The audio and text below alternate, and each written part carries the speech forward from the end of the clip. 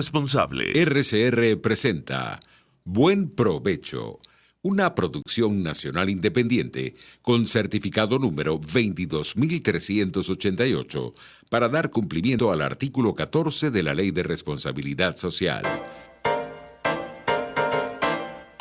A partir de este momento, los invitamos a formar parte de esta mesa donde se componen y descomponen los problemas del país.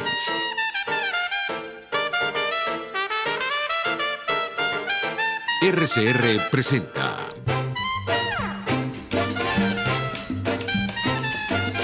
Buen Provecho con Thaís Peñalver.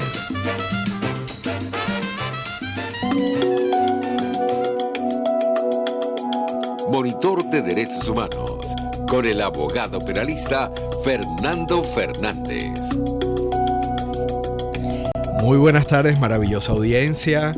Tengo el gusto de volver a dirigirme a ustedes. Es Daniel Barnaghi, quien los acompañó durante un poco más de 2 años y medio al lado de mi querida Thaís Peñalver en su programa Buen Provecho. Y yo hoy entrego nuestro miércoles de libertad sin adjetivos a esta nueva iniciativa que me parece extraordinaria para el programa de Buen Provecho, que es incorporar al abogado de mi mayor estima, Fernando Fernández, de quien en un minuto leeré una síntesis curricular. Quiero mandarle un gran saludo a Thaís Peñalver. Ella no nos acompaña hoy aquí en el estudio por unos compromisos personales y me solicitó regresar el día de hoy pues para despedir formalmente el espacio de miércoles de libertad sin adjetivos, de Buen Provecho, por este monitor de derechos humanos que va a llevar de ahora en adelante los miércoles Fernando Fernández.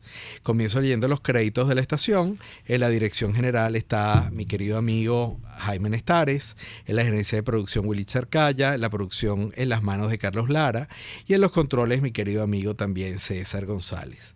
Ustedes pueden vernos por el portal web rcr.tv, seguirnos por las redes sociales en YouTube y Periscope RCR750, también seguirnos por la cuenta de Twitter @RCR750 y con muchísimo gusto recibiremos sus llamadas por los números de cabina 0212-482-9750. También pueden mandar un mensaje al sistema de mensajería de texto Dilo al número 3456. Bueno, Fernando, bienvenido a la que es mi casa y seguirá siendo siempre mi casa, Radio Caracas Radio. Este es tu primer programa formal. Así que creo que para mí es un honor recibirte el día de hoy aquí, y es un honor dejarte en tus mejores manos a mi querida audiencia y también a mi casa Radio Caracas Radio. Justamente quiero compartir un poco con ustedes, les quiero presentar a Fernando Fernández, que bueno, en el ámbito académico pues es muy conocido, en particular desde que él escribe este libro, Genocidio y otros crímenes de atrocidad, que yo lo conozco de toda la vida, mucho antes de la emisión de este libro.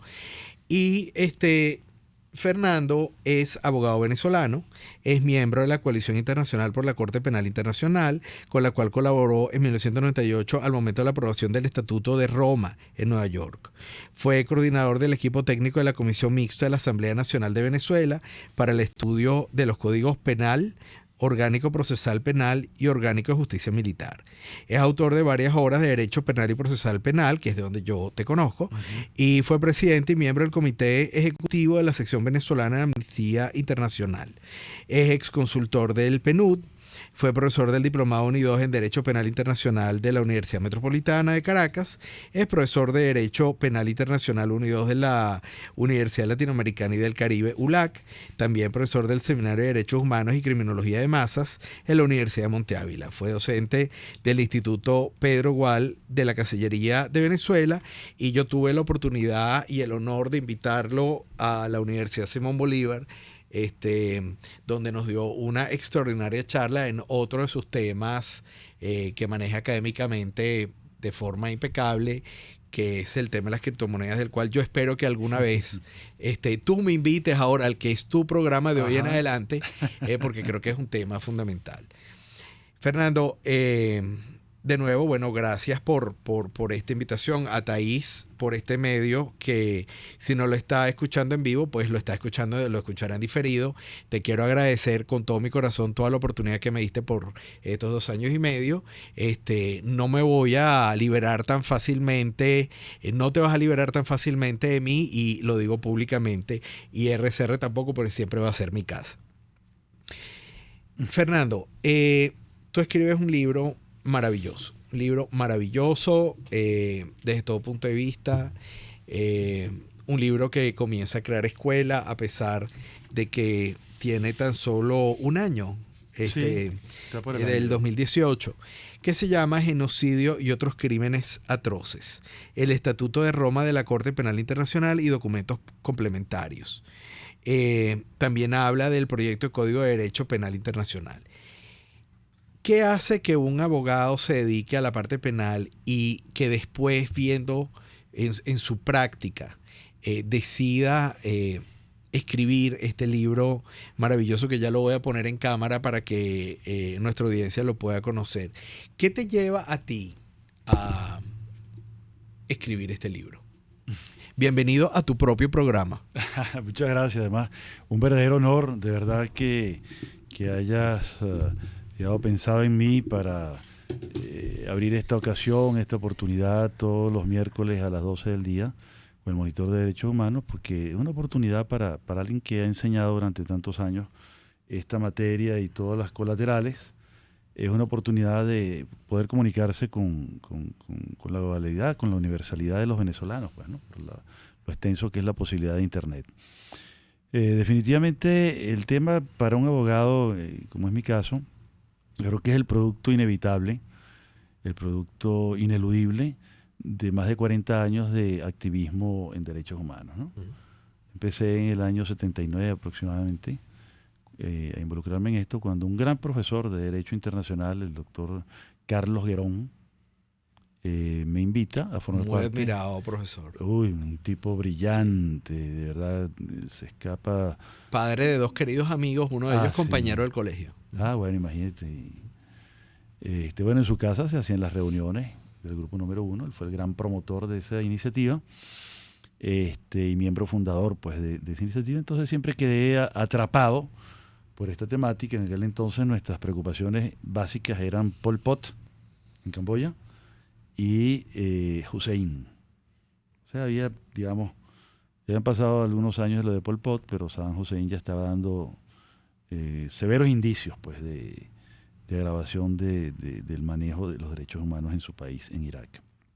Lo cierto es que, bueno, a partir de eso empezó una larga carrera de participación en muchos eventos y, bueno, y la docencia, ¿no? Yo creo que eso básicamente. Este libro en concreto es el producto de 20 años de enseñanza, de trabajo con estudiantes a nivel de posgrado en una especialización sobre Derecho Penal Internacional, y tiene que ver también con mi participación en esa reunión en Nueva York, cuando fui invitado por la Coalición por la Corte Penal Internacional para participar en la Asamblea de Naciones Unidas como activista y colaborar en el afinamiento de las normas que podían plasmarse en el Estatuto de Roma, ¿no?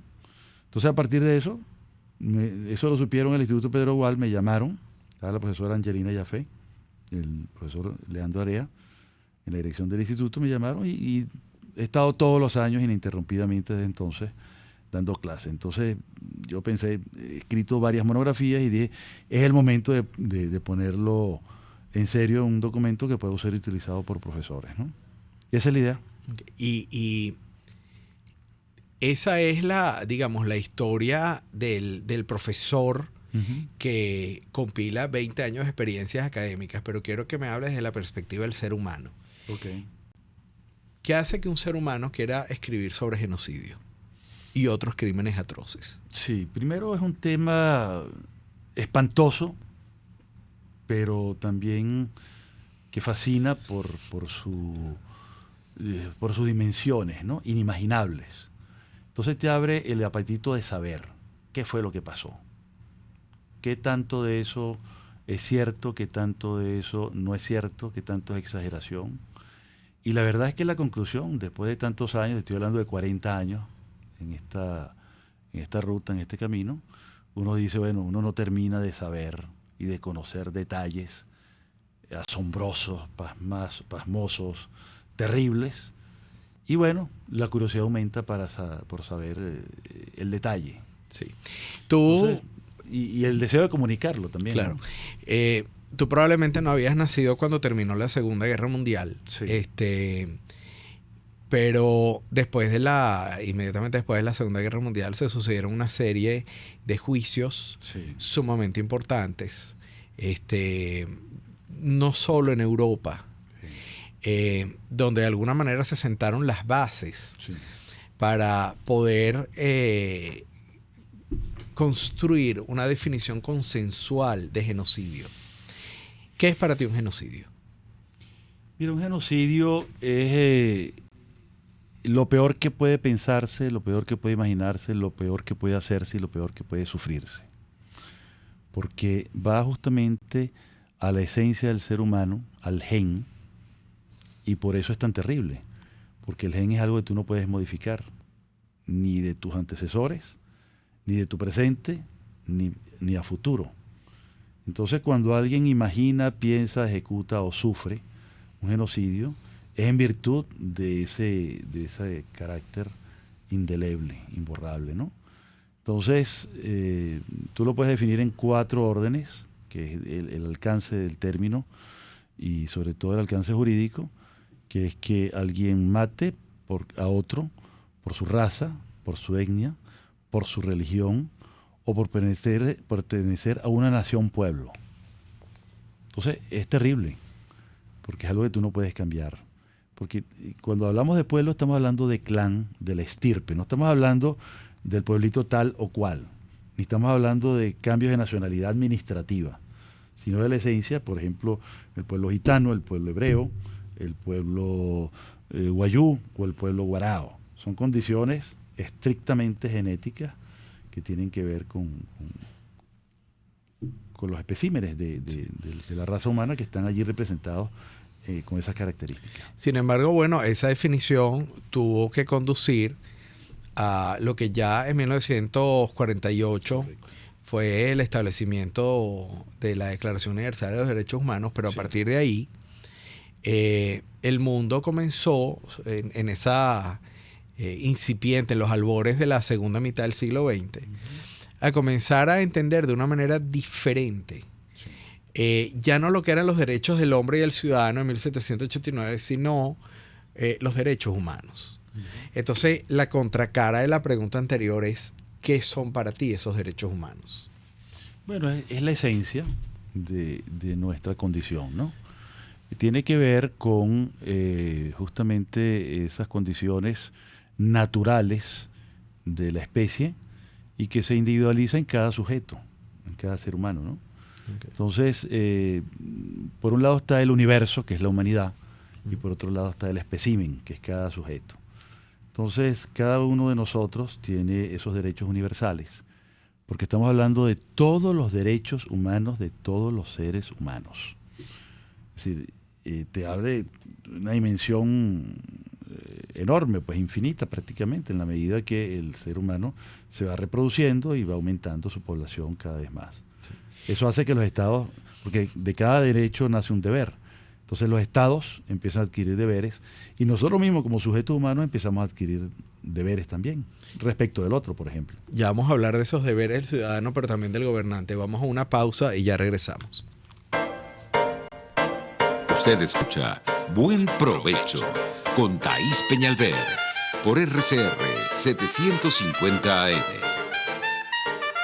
Sintonícenos a través de Periscope, @RCR750, la radio que se ve. Caespor ofrece casilleros gratis en USA. Eso es un buzón virtual donde puedes enviar todas tus compras para su consolidación y reempaque. El envío a los casilleros es gratis. Regístrate por caespor.net, así tus compras las envíes por vía marítima o aérea. Caespor está en todas las redes sociales y en Venezuela infórmate por el 0241-775-5575. Caespor, déjalo todo en nuestras manos.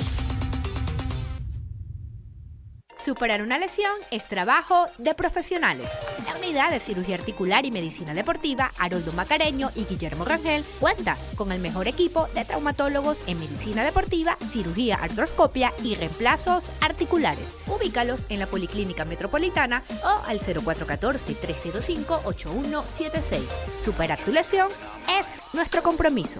Las tortas de esos cumpleaños y ocasiones especiales son de la Pastelería del Corso y la Pastelería Tartufo, de arequipe, de guanábana, marmoleada, las rellenas con crema y Nutella, la de trufas, casatina o la rosca de fresas con chocolate. ¡Uy, qué rico! Encárgalas aquí 0212-941-1971 o 239-5861. Del Corso y Tartufo, dos maravillosas pastelerías unidas por una misma tradición. RCR 750 AM. Porque lo bueno une.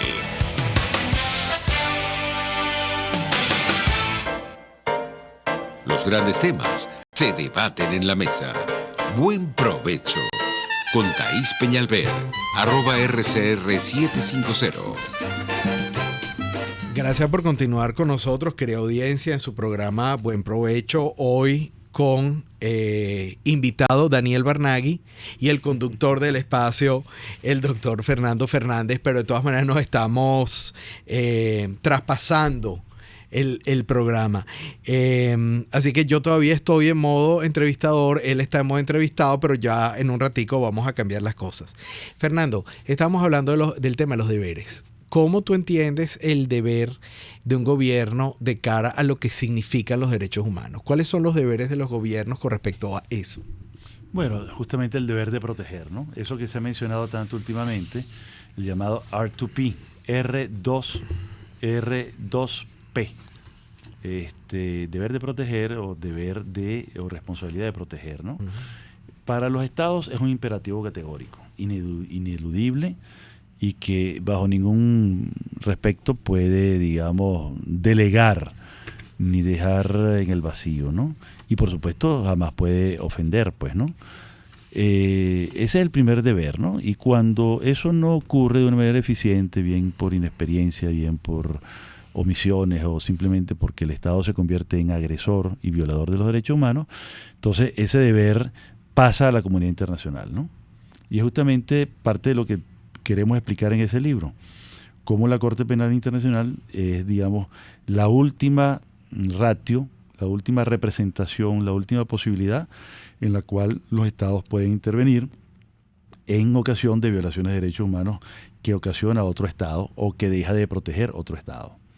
Entonces, digamos, se trata de una estructura muy importante, muy interesante, que establecería la responsabilidad penal individual de aquellas personas que ejecuten acciones violatorias de derechos humanos en su grado máximo, por ejemplo, sí. Genocidio. Ahora, esta corte tiene apenas 21 años de fundada.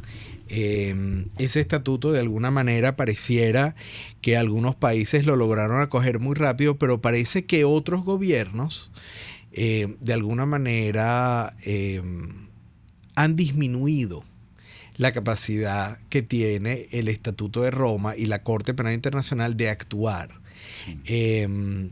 Sobre la Corte, en el caso particular de Venezuela, se arrojó algunas sombras de duda de la capacidad que tenga de actuación, en particular con una fiscal muy conocida de origen africano. ¿Qué piensas tú de la efectividad de la Corte hoy en día? Bueno, fíjate, primero vamos a tratar de entender lo que es una corte de esta naturaleza, ¿no? El único parangón, y sin embargo tiene mucha diferencia, es la Corte Internacional de Justicia. Esta Corte Internacional de Justicia dirime conflictos entre estados, por ejemplo, limítrofes, por ejemplo, acuerdos de paz después de una guerra, cosas así, ¿no? Uh-huh. En cambio, la Corte Penal Internacional dirime situaciones muy delicadas de responsabilidad penal individual, con ocasión de grandes crímenes como es el genocidio, los crímenes de lesa humanidad, los crímenes de guerra o el crimen de agresión. Son los 4 supuestos. Uh-huh. Sin embargo, desde el punto de vista del procedimiento tiene la misma cultura o la misma tradición. Primero tiene que estudiar si tiene o no jurisdicción, si es competente, si los hechos merecen que se involucre en el caso o si eso es competencia de otra institución, como podría ser la Corte Interamericana de Derechos Humanos, donde no se evalúan responsabilidades individuales, sino del Estado, para casos concretos. En cambio, la Corte Penal Internacional es para casos masivos. ¿Okay? Sin decirte cuántas personas constituyen esa masa. Pero ya no es el caso de Pedro Pérez o de Fernando Fernández, sino múltiples casos. Entonces, luego de estudiar eso, tiene que estudiar su admisibilidad. Quienes hayan manejado el proceso penal venezolano, por ejemplo, saben lo complicado, lo difícil que es un recurso de casación, bien sea de fondo o bien sea de forma. Bueno, esto es 5 veces más complicado. Entonces, y es porque es muy delicado y además requiere una enorme precisión, sobre todo por la enorme distancia. Si Venezuela tuviera una legislación interna, los casos se resolverían en Venezuela, pero como nunca se ha querido legislar, ni se ha podido encabezar ahora un estudio, bueno, tenemos un vacío, entonces operaría complementariamente la jurisdicción de la Corte si es que bajo el estudio que están haciendo dicen sí, tenemos un caso. Claro, pero eso lleva tanto tiempo. Pero justamente ahí es donde yo quiero atajarte. Se entiende que de alguna manera el Poder Legislativo elabora un conjunto de leyes y luego el Poder Judicial hace que esas leyes se cumplan. Sí. Y si no se cumplen, pues tiene toda una estructura para obligar al cumplimiento de la ley. Pero ¿qué estructura tiene la Corte Penal Internacional y estas otras cortes que tú mencionas para hacer que la ley se cumpla? Porque además hay un presupuesto, sí, que es que el Estado debería querer cumplir la ley, sí, internacional. Entonces yo te pregunto, bueno, pero ¿cómo, o sea, en la práctica, cómo se opera cuando hay una falta de voluntad y la Corte no tiene ese instrumento de cumplimiento de ese derecho? Correcto. Bueno, está la Fiscalía, que es el organismo que recoge la información que pueden llevar las víctimas, que pueden llevar las ONGs, que pueden llevar otros estados. Es el caso venezolano, que hay 6 estados que lo han pedido, y puede recibir información de todas partes, inclusive del propio gobierno. Entonces, bueno, es un organismo que está atento a todo eso. Todavía no hay una investigación formal, que estamos en lo que se llama el examen preliminar. Es decir, viendo el estatus de la situación y con todas las irregularidades del caso. ¿Por qué? Porque hay informaciones encontradas. Si todos los días tú recibes información en tu Twitter, fake news, informaciones erróneas, equivocaciones o cosas falsas, imagínate tú cuántas cosas pueden producirse también que confunden. Entonces todo eso hay que limpiarlo para darle verdadero valor forense. Entonces el trabajo de los abogados, en este caso del fiscal, que también tiene que ser abogado, es sumamente delicado, profundo, y tiene que ir a un detalle para verificar cada cosa que le llegue. Si yo le mando alguna información acerca de que Daniel Bernagui está cometiendo un crimen de esta naturaleza, ellos tienen que verificar, para empezar, si Daniel Bernagui existe. Y luego verificar cada una de las cosas. Eso lleva un tiempo, ¿no? Más allá de la idoneidad de las personas. Te estoy hablando del trabajo técnico, ¿no? Sí. Entonces, tú de alguna manera, porque fíjate, los juicios de la posguerra fueron juicios bastante cortos. En términos, digamos, relativos a la duración de la guerra. Sí. Y de alguna manera la expectativa de la sociedad, de las sociedades en general, es que la administración de justicia sea muchísimo más corta, sí, que la duración del daño que se llevó a cabo. Entonces, de alguna manera, bueno, tú lo que nos estás diciendo es, mira, en este caso no va a ir tan rápido la cosa. Correcto. Entonces, ¿qué se hace mientras ocurre una violación de derechos humanos? Fíjate y qué bueno que establezca la comparación. Qué bueno estar con gente inteligente y bien informada. ¿Ah? Muchas gracias. Eso es una maravilla. Viniendo de ti. Gracias. Porque justamente en el caso de los juicios de Nuremberg están también los de Frankfurt, claro, o el caso de Auschwitz. Sí. Tenían la enorme ventaja los operadores de justicia, que era la inmediación. Tenían las pruebas. Tomaron todas las pruebas de forma directa, el propio equipo del fiscal, y bueno, además de eso, todos los documentos, como los nazis no les dio tiempo de escapar y destruir las pruebas, Bueno, las pruebas estaban fresquitas, estaban todavía humeantes. Eso es Literalmente. Literalmente, estaban echando candela todavía. Uh-huh. Entonces, bueno, pudieron tomar videos que luego al verificar eran videos originales de los nazis cometiendo sus atrocidades. Documentos que no lograron destruir, los cadáveres que no pudieron incinerar y volverlos ceniza. Es decir, las fosas comunes todavía abiertas con los cadáveres putrefactos. En fin, las pruebas estaban allí y era en el mismo territorio. Nuremberg está en Alemania. Uh-huh. Aunque muchos de los sucesos ocurrieron también en países vecinos, por ejemplo Auschwitz, Polonia. Pero, digamos, es mucho más cercano. Entonces, ahorita el tema hay miles de kilómetros entre La Haya y Venezuela. No hay esa inmediación. Y, digamos, ahora hay un procedimiento mucho más formal, producto de la evolución y de la tradición imperante, que es la tradición anglosajona, no es la tradición jurídica continental, que es la nuestra. Uh-huh. Entonces eso lleva su tiempo y, sin embargo, bueno, es rápido en comparación con el sistema escrito venezolano. Pues un juicio común, ordinario en Venezuela puede tardar años y no se decide nunca, ¿no? Bueno, lo cierto es que en este caso eso va a llevar un buen tiempo y justamente como el grupo control son los juicios de Nuremberg, porque ya en el 46 estaban decididos. Uh-huh. Por esa inmediación. Los testigos estaban vivos, estaban prisioneros muchos de ellos, y por otro lado, además de estar vivos, las víctimas también, y estaban jóvenes. Fíjate que a pesar de eso, recientemente unos juicios muy interesantes contra un carcelero de origen ucraniano llamado Yemanjuk, hace unos cuantos años, pocos años, como 6 años, y hace 4 o 5 también el juicio a Gröning, uh-huh. Oscar Gröning. Yemanjuk era un vigilante de uno de los campos de concentración y Gröning era el contador, el famoso contador de Auschwitz.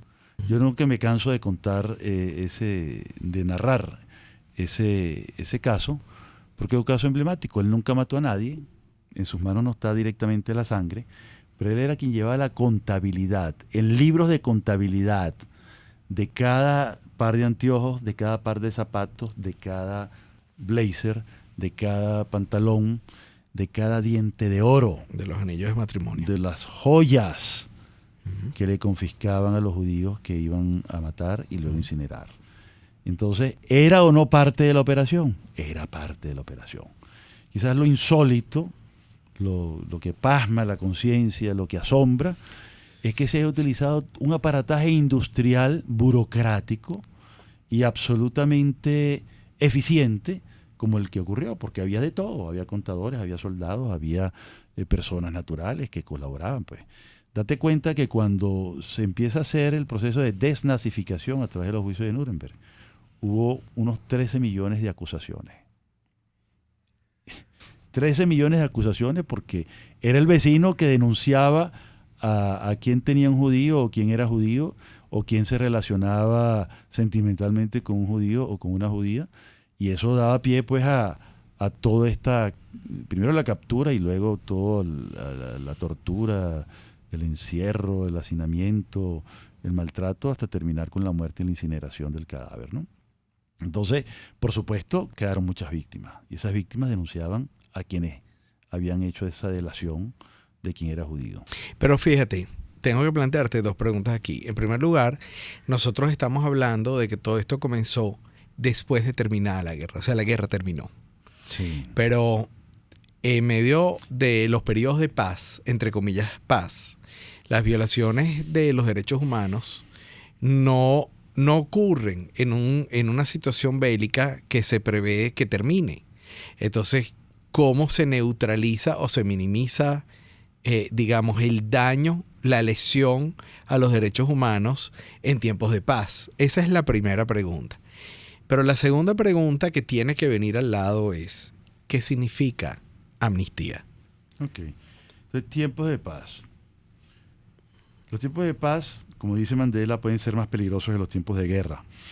Claro, en la guerra es víctimas evidente, en la paz las cosas no son tan evidentes. no son tan evidentes, pero no son tan evidentes y ¿por qué son más peligrosas? Porque la víctima está desarmada. Y en la guerra el victimario se va a enfrentar a un rival. Pero de todas maneras, las estadísticas no mienten. En tiempos de guerra las cosas son peores. Cualquier conflicto será siempre peor, de cualquier naturaleza, nacional o internacional. Por eso es tan delicado. Ahora, ¿cuáles son los cuatro tipos de actividades de ese deber de proteger que hablamos anteriormente? Primero volvamos al punto de partida. El imperativo categórico es del Estado. El Estado nunca puede ser el violador, ni los funcionarios pueden ser los violadores, pero en caso de que eso ocurra, en tiempos de paz, es la situación, entonces viene la comunidad, vienen las actuaciones diplomáticas, políticas, vienen las actuaciones financieras, las llamadas designaciones OFAC, por ejemplo, con la famosa ley Magnitsky, que es una ley muy importante en esta materia. También Canadá tiene estas normativas, toda Europa lo tiene, y eso va creciendo, ¿no? Está la intervención jurídica, que es la participación, por ejemplo, de la Corte Interamericana de Derechos Humanos en ese ámbito, para los casos. En los casos ya más colectivos, la participación de la Alta Comisionada de Derechos Humanos de la ONU, del Consejo de Derechos Humanos, y la tapa del frasco es la Corte Penal Internacional. Existe también la posibilidad de intervenciones militares, que es la más difícil, porque sería entrar ya en conflicto.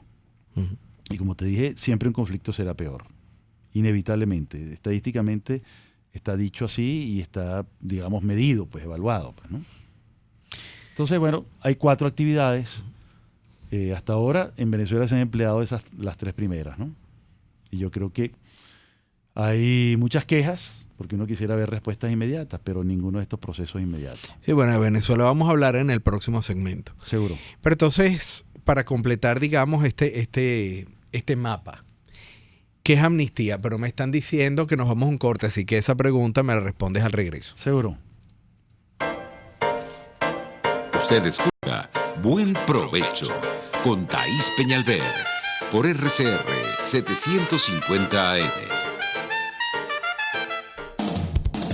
RCR 750 AM, porque lo bueno une. Queridos amigos, venimos con todo y por todos los medios y muy importante, trabajando para formar la nueva opinión pública en Venezuela. Por todos los medios, Conmingo, un lugar de encuentro para el talento venezolano, dentro y fuera de nuestro país. Nuevas voces, nuevas ideas, nuevas opiniones. Por la radio, por internet, por las redes, por todos los medios. Conmingo, de lunes a viernes a las 8 de la mañana, por RCR 750 AM, Periscope y rcr.tv, la radio que se ve. Puedes seguirnos en nuestras redes sociales. En Twitter, @RCR750, la radio que se ve. Conéctese con nosotros en señal abierta o por rcr.tv, la radio que se ve. Y síganos en Twitter, @RCR750. Y buen provecho. Gracias por continuar hoy con nosotros en Buen Provecho. Hoy con el nuevo conductor del espacio de los miércoles, el doctor Fernando Fernández. Y yo con el honor de entrevistarlo, pero después vamos a cambiar los roles. Fernando, dejamos en la sección anterior abierta la pregunta: ¿qué significa la amnistía? Porque la amnistía es un beneficio, pero tú lo vas a explicar mucho mejor. Es un beneficio que se le otorga a quien se supone violó los derechos humanos. La amnistía no se le otorga a un inocente, se le otorga a alguien de cuya culpabilidad hay presunción. Entonces, ¿qué es amnistía? ¿Para qué se usa y por qué se usa?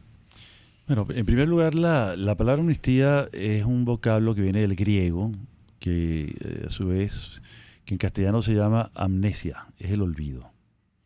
El gran acontecimiento de amnistía en Venezuela fue cuando cesó la guerra federal en Venezuela, donde cuando murió cerca del 10% de la población venezolana. Entonces, En 1863 se dijo, bueno, vamos a ponernos de acuerdo, vamos a dejar de matarnos entre nosotros, y se dictó el famoso Decreto de Garantías, que fue una amnistía de culpables y porque los dos bandos eran culpables, pues, de las atrocidades que se cometían mutuamente. Como te digo, en una guerra siempre hay peores situaciones que en una situación de paz.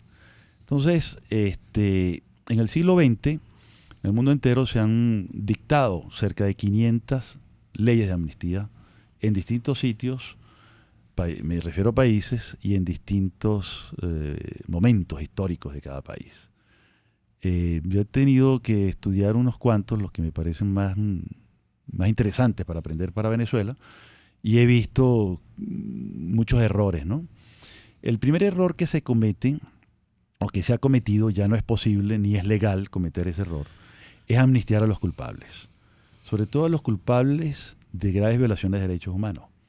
De hecho, ya hay prohibiciones expresas en nuestra Constitución, está prohibido de forma expresa, y la comunidad internacional no acepta una amnistía de gente que haya sido culpable de genocidio. Justamente uno de los presupuestos del Estatuto de Roma es que no puede haber amnistía, ni indulto, ni perdón para quien cometa cualquiera de esos 4 crímenes. Entonces, por eso se abre esa instancia. Si fracasa el país que debe aplicar la ley, viene la Corte Penal Internacional. Entonces, afortunadamente nuestra Constitución tiene la misma cláusula, gracias a Dios, ¿no?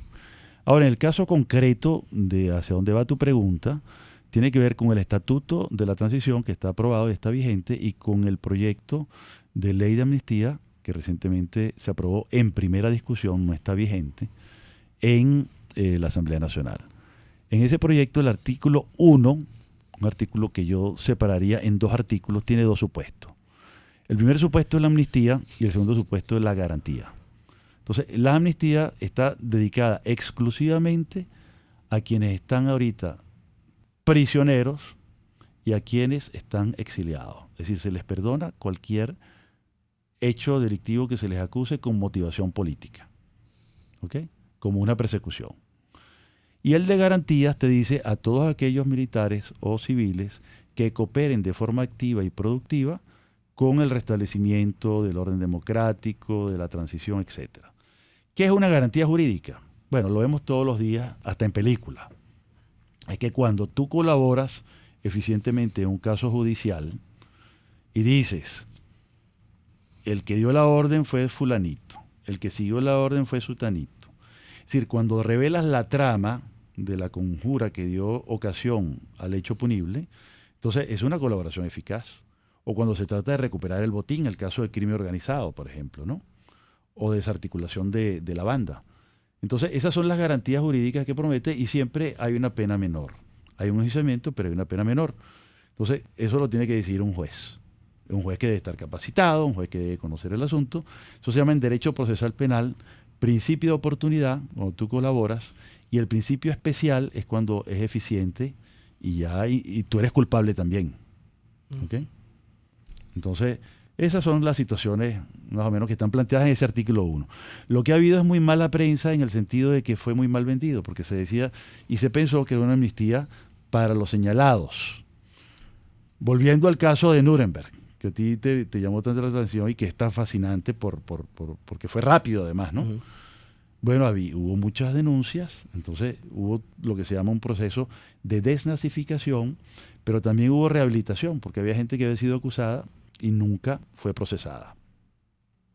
Aunque mucha gente pensaba que era colaborador. Filósofo importante, uh-huh. Martin Heidegger, por ejemplo. Fue rehabilitado.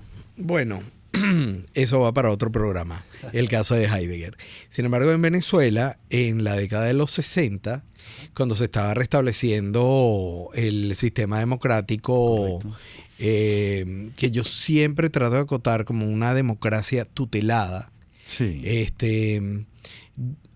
Se dio un proceso de pacificación que fue muy importante y que permitió que durante 40 años se estableciera un pacto de gobernabilidad, donde hubo amnistía y donde hubo la búsqueda por parte de quienes ejercían el poder de rehabilitar bajo ciertas reglas a ciertos personajes. Entonces, bueno, me gustaría, antes de entrar en el tema del presente, que es hacia donde vamos en las secciones finales de este programa, ¿cuál fue la experiencia, cuál fue el beneficio que obtuvo la sociedad venezolana de este proceso de los años 60, donde la palabra amnistía fue tan importante? Sí, hubo indultos, hubo perdones judiciales y hubo sobreseimientos. No olvidemos que en esa época hubo una lucha armada. No es que el gobierno salió a matar gente, porque había que hacerlo, sino que hubo una lucha armada, una declaratoria de guerra al Estado y a la sociedad venezolana, ¿no? De ahí viene la tutela que tú lo veías en el llamado Plan República. Exactamente. Entre otras cosas, ¿no? Entonces, eso condujo pues a una relativa paz, algo así como dijo Eliezer en un momento, una ilusión de armonía, pero por dentro no se había resuelto el problema fundamental, ¿no? Correcto. Que era el deseo de un sector de izquierda radical de instaurar un sistema marxista-leninista, pues, ¿no? Entonces, bueno, ese forma parte de todo el asunto en lo cual no se evolucionó. Ese sistema se trató de implantar en parte, pero bueno, ya está visto que después de 20 años esto ha sido, digamos, una situación realmente caótica, pues, ¿no? En medida que el país no está en capacidad de producir prácticamente nada, todo es importado, todo está dolarizado y tenemos esta situación de emergencia gravísima donde prácticamente no hay empleo.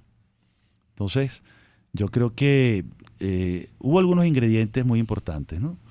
Por ejemplo, con los sucesos del año 92, nunca hubo memoria jurídica, hubo un sobreseimiento y esos acontecimientos de 2 golpes de Estado no se procesaron y eso legalmente no existió. Ese es el peor de los olvidos. ¿No? ¿Ah? Qué conveniente para la actualidad, ¿no? Sí, para entender un poco esto. Por eso yo insisto mucho, y tú lo verás en las cosas que yo escribo, que tiene que haber memoria jurídica. Una de las cosas más importantes de Nuremberg fue la memoria jurídica de lo que pasó. El derecho a la verdad es una de las cosas más importantes. Nos tenemos que ir a un corte y ya vamos a regresar para hablar de la Venezuela actual. Análisis, opinión, entretenimiento y mucho más. Escucha Buen Provecho con Thais Peñalver por RCR 750 AM. Son las 12:48. Puedes seguirnos en nuestras redes sociales. En Twitter, @RCR750, la radio que se ve. Pluralidad contigo. Respeto contigo. Responsabilidad contigo. Libertad contigo. Estamos contigo y punto. De lunes a viernes a la 1 de la tarde. Contigo. Solo por RCR 750 AM. Porque lo bueno une. Los grandes temas se debaten en la mesa. Buen provecho. Con Thais Peñalver, @RCR750. Querida audiencia, de Buen Provecho, gracias por continuar con nosotros en este programa de transición entre lo que fue miércoles de libertad sin adjetivos y lo que será miércoles de Monitor de Derechos Humanos. Excelente. Qué mejor consecución que después de la libertad se hable de los derechos humanos. Sin embargo, todavía no tenemos la libertad. Y por ahí va mi pregunta final del programa, porque estamos en la última sección del mismo. Fernando, Venezuela durante 20 años ha experimentado ciclos de euforia y decepción con respecto a las expectativas de cambio. Desafortunadamente, por lo menos para algunos, en particular para la sociedad civil, Venezuela no es ejemplo mundial de lo que es administración de justicia. Lo es cada vez menos. Y tampoco es ejemplo de lo que es el respeto general a los derechos humanos. Y digo general porque sería quizás para mí muy cómodo hablar de grupos políticos en particular, pero yo siento que a la fecha en la cual estamos haciendo este programa, terminando el mes de junio del año 2019, probablemente hay muy pocas personas en Venezuela que puedan afirmar que sus derechos humanos jamás han sido violados en ninguno de los aspectos. Entonces, ¿cómo se va a articular eso que tú maravillosamente llamas tu sección, que es Monitor de Derechos Humanos, en este magnífico programa que ha sido mi espacio junto con Thais Peñalver por más de 2 años? Monitor de Derechos Humanos, cuando uno tiene que establecer un monitor de derechos humanos porque las cosas están muy mal. Entonces, ¿cuál es la esperanza o la expectativa que tú le puedes dar a modo de cierre ya en este programa, tu primer programa, a esa audiencia que nos está escuchando? ¿Tú crees que ese monitor de derechos humanos, que no me refiero solamente a tu programa, sino al concepto de derechos humanos, la reciente visita de la señora Bachelet, más allá de la opinión que yo pueda tener, me gustaría conocer la tuya? Bueno, fíjate, qué importante tu pregunta, porque nos sitúa un poquito en los acontecimientos actuales, ¿no? Yo creo que los derechos humanos siempre están en riesgo en las mejores democracias, inclusive, ¿no? O tú ves los informes de Amnistía sobre lo que ocurre en Suecia o en Noruega, te das cuenta que ahí también se violan derechos humanos. Pero claro, son cosas que tú dices, bueno, ojalá estuviéramos en Suecia o en Noruega o en Finlandia o Dinamarca. Le negaron el derecho de petición y no le respondieron en los 15 días que correspondía una carta que dirige un ciudadano a su ministro de Justicia. Eso es una violación de derechos humanos, del derecho de petición.